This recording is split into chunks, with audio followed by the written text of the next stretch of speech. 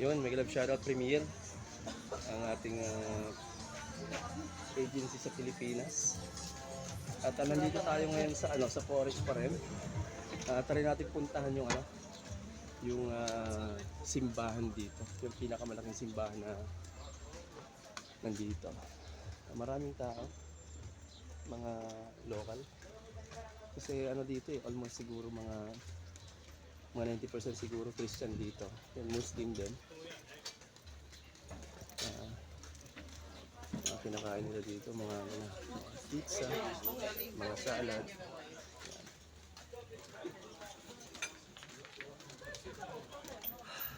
Sarap ng buhay dito. Napakatahimik lang. Walang pakialamanan yung mga tao. Parang hindi sila nag-usap-usap eh. Kumain lang. Kasi ganoon talaga dito sa ganun ang ugali ng mga taga-Europe. Para silang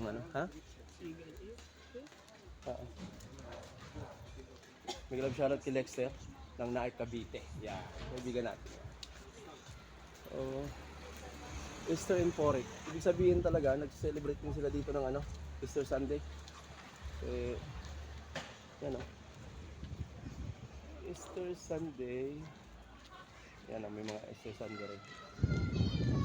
Nandito tayo ngayon, malapit sa simbahan. Madaming tao dito sa plaza nila. Ano sila, Ang ganda dito, mga manoy. Talagang mararamdaman mo rin talaga na ka na nasa ibang bansa ka na naman. Yan. Ito yung maliit na plaza nila. Actually, Forage is Forage is hindi sa city. Kasi ang pinaka main city dito is Zagreb. Ayan. Halo-halo rin dito. May mga Nepal din, Pilipino. Tropa niya.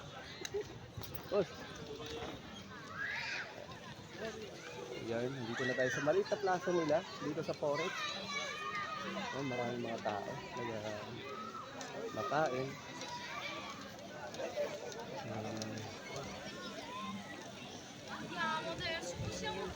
Yung tatangkad ng mga tao dito. Nag-asa na sila.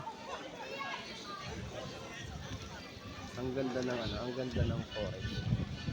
Kung gusto mo ng katahimikan, yung peace of mind, pamumuhay dito ang pinakamaganda. Ito sa Irlanda. Ang mga dito, ang mapapansin mo lang dito, yung mga nila, yung mga bahay nila, yung mga mga luma lang talaga. Mga naka-bricks lang. Hindi natin mga kaibigan natin. Ayun ang simbahan nila. Yan ang simbahan nila. Actually guys, itong lugar namin dito is boundary lang ng Italy. 20 minutes lang nasa Italy ka na. Medyo malayo tayo ng mga siguro mga 1 or 2 hours Germany naman. Napakaganda kung gusto mong tumawid kasi Schengen visa lang naman para pareho yung mga visa. Kahit sa France, pareho lang yan. Kaya kung gusto nila magbakasyon ng France, pwede rin. Kasi sa simbahan. Pwede mo pumasok yan? Prado. So, maglilibot-libot lang talaga tayo. Napakalamig dito. Welcome to Forest. Grabe yung mga dito. Nag-celebrate din kasi talaga sila ng Easter Sunday dito. Yan, maraming tao. Sa mga bahay dito, mga parang mga bahay ng sa Laguna. Yan sa Laguna lang. Medyo palobat na rin pa naman ako. So, ang babait ng mga tao dito. Hindi ko naman inaano yung Middle East, pero ang layo ng ugali ng mga tao dito sa kanila. Ayan. Ice cream. Marami rin dito. Kasi pa-summer na Pagpa-summer na, talaga yung ice cream, talaga yung ano dito. Pakarami na rin. So, ano ba tayo? Saan tayo? Diretso pa? Parang ano siya eh, parang ang itsura dito, parang Italy rin. Kasi ang salita rin dito is medyo ano eh, may halong Italian din. Yan, mga bahay dyan. Yan. Mga bonjour din, mga ciao. Diba, ang ganda. Ganda ng lugar dito. First time natin tong ano, gumala ng ganito dito. Pero sana masundan ng masundan. Okay? So, may love shoutout pala sa Premier Global, ang ating agency sa Pilipinas na nagpaalis sa atin. Tapos kung gusto niyo mag-apply ng ano dito sa Europe, open nyo lang sana Facebook page nila, Premier Global. Lalabas yung mga hiring nila doon sa konting pagtitiis lang at makakaalis din tayo. So ayan. Yan. Ganda. Napakaganda. Ito yung parang tourist spot nila dito eh. Na pinupuntahan kung sakali magsisimba. Kasi mamaya dito, may simba dito. Kasi Sunday rin, meron din silang misa dito. Matahimik. Saan tayo, pre? Ito simbahan din ata ito, pre. Simbahan din to. Sana makapunta tayo dun sa simbahan. Ayan. Ayun, simbahan nga ito. So, shout out sa inyong lahat dyan. Ma, anong ulam? Simbahan to. Papasok tayo ng simbahan.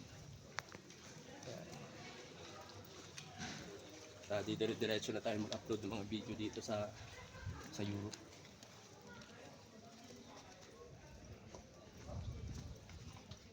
Ano yan? Bawal mag-video. Bawal? Bawal daw video dyan sa loob. So, tapusin lang natin to ng ano. Asan sila? Dumiretso na ba? So, bawal mag-video doon. May nakasulat doon na bawal mag-video doon. So, marami rin ditong mga nabibilan ng pagkain. Kaya lang puro tinapay. Hinahanap po yung pansit sa mga